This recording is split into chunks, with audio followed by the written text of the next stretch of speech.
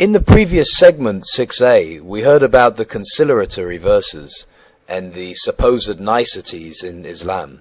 But where do the violent sections come from? Well, Muhammad's migration from Mecca to Medina is the famously called Hijrah. Thus begins the second period of the alleged revelations called the Medina period. The Medina became the headquarters of the first organized crime syndicate in history. Muhammad sent piratical raiding parties to slaughter, plunder, rape and enslave so-called unbelieving Arabs, the majority in the Arabian Peninsula. He also attacked the Christian and Judaized Arabs. These attacks were conducted in ambush, without warning, and invariably during the holy and forbidden months of the Arabs.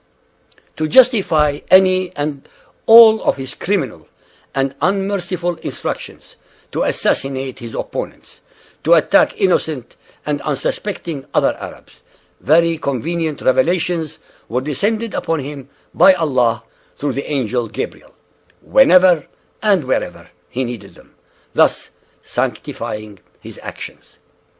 It was during the Medina period that the mantra twinning and invariably associating Muhammad with Allah was also revealed. Allah and His Messenger, Allah wa Rasulahu. It was also during the second period that almost all of the hate-mongering and warmongering verses of the Quran were descended. The following verse, called the abrogating verse, is the one that explains all the misunderstandings and contradictions that overwhelm and confuse people. Surah Al-Baqarah chapter 2 verse 106. It says, "None of our revelation do we abrogate, ma nansukh, or cause to be forgotten, aw nunsiha, without substituting them with something better or similar." Abrogation, nasakh, means that Muhammad's Allah revealed verses that overruled, overturned, or deleted previous ones. Now let us take what is called the sword or fighting verse, for example, which was revealed in Medina. It overturned or overruled 124 earlier conciliatory verses of the Meccan period. Surah At-Tawbah chapter 9 verse 5 says, "But when the forbidden months are past, then fight and slay the pagans wherever you find them, and seize them, beleaguer them, and lie in wait for them in every stratagem of war."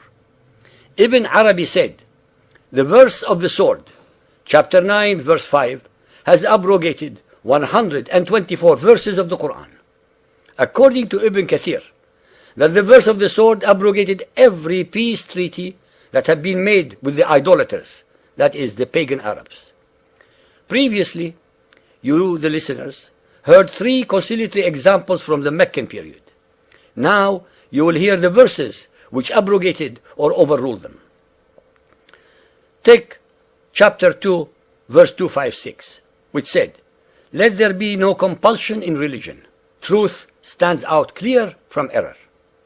This was abrogated by chapter 3, verse 85, which says, "If anyone desires a religion other than Islam, that is submission to Allah, never will it be accepted of him." Then we go to chapter 109, verse 6, which says, "To you your religion, and to me my religion." Now look at chapter 61, verse 9, which says, "It is he who has sent his apostle with guidance and the religion of truth, that is Islam, that he may proclaim it over all religion, even though the pagans may detest it."